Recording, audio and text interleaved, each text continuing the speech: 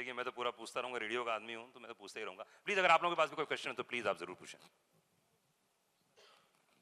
हाय, पहले तो ट्रेलर के लिए बहुत सारी बधाई है, बहुत ही ताबड़तोड़ ट्रेलर है, तो मिलन सर एंड थैंक यू पूरी आलोक। टीम को सवाल ये है कि किरदारों में किस तरीके से आप लोगों की एंट्री हुई, जैसे भवानी, दलिया, या क्योंकि इसमें एक वन लाइनर मैंने पढ़ा कि वफादारी काफी है इस फिल्म में, जैसे दलिया हैं तो वो भवानी काफी वफादार हैं, और एक्चुअली देखा जाए तो वफादारी के साथ धोखेबाजी भी काफी, कौन किसके साथ वफादार है और किसको धोखा दे रहा है वो आपको फिल्म देखते देखते धीरे धीरे पता चलता है। तो सर वही जानना चाहेंगे थोड़ा थोड़ा अगर अपने अपने किरदार के बारे में अभी आप आई थिंक जैसे कि मैंने अभी कहा कि आई थिंक मिलन जवाब देंगे, बट ये बहुत कॉम्प्लिकेटेड सवाल है क्योंकि इसमें काफी कुछ चीजें हैं जो फिल्म देखते वक्त रिवील होती हैं। मेरे ख्याल से आलोक,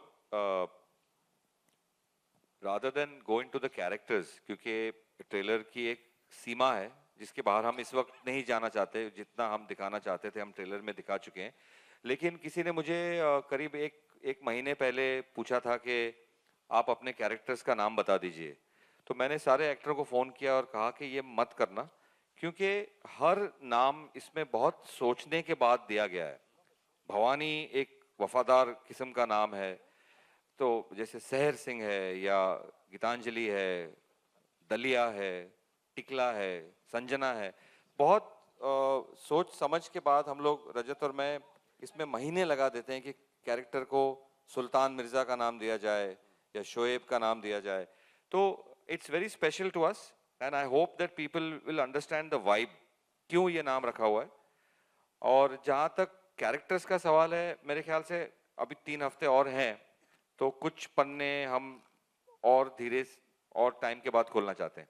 सर ट्रेलर की एक और खासियत थी कि डायलॉग्स काफी हैं लेकिन गानों के चंक आपने नहीं रखे हैं, तो कोई स्पेशली आपने ऐसा सोचा था क्या? नहीं, सोचा नहीं था। आई थिंक ये ऑर्गेनिक प्रोसेस होता है। जब आप ट्रेलर बनाना शुरू करते हैं तो एक किस्म की लैंग्वेज आप पकड़ लेते हैं। तो एंड ऑल्सो साइमल्टेनियसली 2 गाने हम रिलीज कर चुके हैं, काफी सक्सेसफुल हैं, बहुत सक्सेसफुल हैं। तो we didn't want to mix the two. I think this is for the audience to understand the little bit more about the plot, little bit more about the characters, और intrigue बढ़ाने के लिए। तो गाने आने से मेरे ख्याल से जो मतलब मैं पेस ज़्यादा पसंद करता हूँ अपनी फिल्मों में, I don't like to slow down things, तो उसको माइंड में रखते हुए हमने इस रिदम पे ये ट्रेलर काटा है।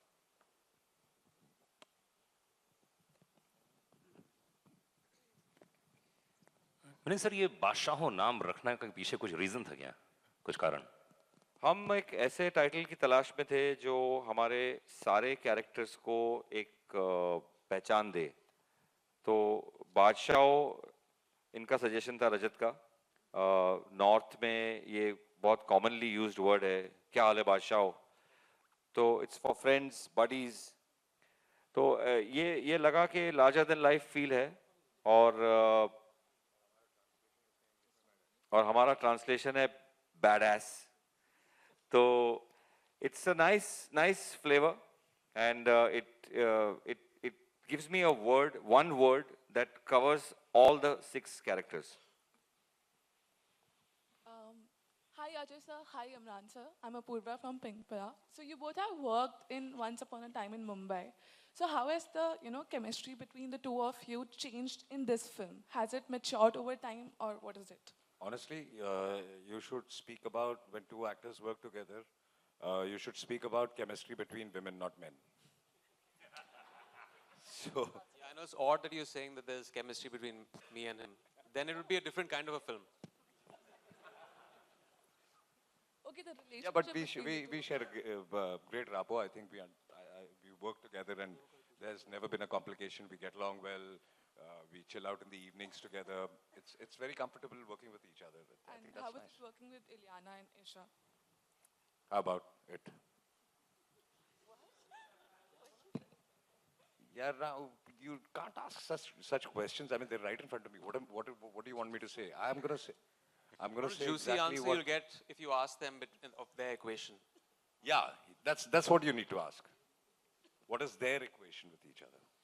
Okay, next question please. Next. Ajay, आप एक्शन मूवीज के महारथी हैं और एक्शन आपने आज के दौर के भी किए हैं और ये 75 का एक्शन है, तो कौन सा एक्शन ज़्यादा आप इंजॉय करते हैं, 70s उस दौर का या आज का जो आई थिंक बहुत ज़्यादा फर्क नहीं है, लेकिन इस फिल्म में एक्शन काफ़ी रियलिस्टिक है और इस बार मेरा थोड़ा बहुत एक्शन विद्युत के साथ था तो बहुत मज़ा आया, क्योंकि अगर सामने इंसान को बहुत अच्छा एक्शन करना आता है तो आई थिंक एक टाइमिंग बहुत अच्छी हो जाती है, तो वी रियली एंजॉयड आवरसेल्व्स। विद्युत आपके लिए कैसा था एक्सपीरियंस? अजय आपके सामने थे तो Yeah, I think he's the most swashbuckling hero of our country, first things first.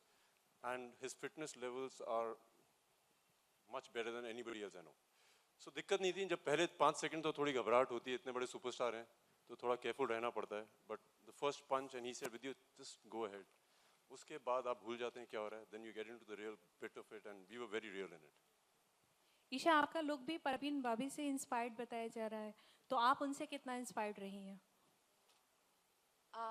Look के लिए आई से कि इंस्पिरेशन हमने जो लिया उनसे, क्योंकि मिलन सर के दिमाग में था उन्हें कैसे चाहिए कि संजना कैसे दिखे, मगर एज अ कैरेक्टर और acting I think it was all in Milan sir's hand and रजत।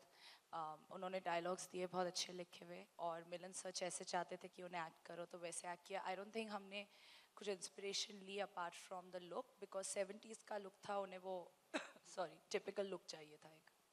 मेरे ख्याल से ईशा ने बहुत केयरफुली फॉलो किया मेरा डायरेक्शन, परवीन बाबी, जीनत अमान जो लेजेंड्स रहे हैं, लेकिन जो ये एक और चीज़ इन्होंने इम्बाइब की वो हमारी आज तक समझ में नहीं आई है कि ये हर 2 घंटे में कौन सी फिल्म एक्ट्रेस 70s में खाना खाती थी।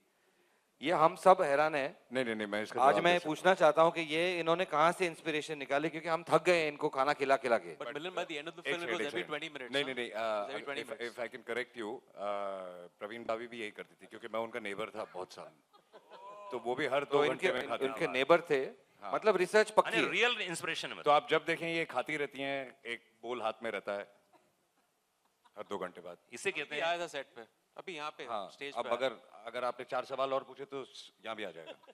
मैंने इनके आते ही जब हेलो बोला तो मैंने कहा सामने तिवारी है, यहाँ पे गोल्डन स्टार थाली है और लेफ्ट साइड में कोबेज रेस्टोरेंट है, जहाँ से भी मंगाना है मंगा लो। भूषण जी आपसे सवाल है, 2 गीत तो आ चुके हैं, तीसरे की भी तलाश होगी। यहाँ पे ये प्रोग्राम रखने का कोई खास कारण था, वजह था, जिसके बारे में आप थोड़ा बताएं? सॉरी, इस जगह पे इस लॉन्च को रखने का कोई कारण?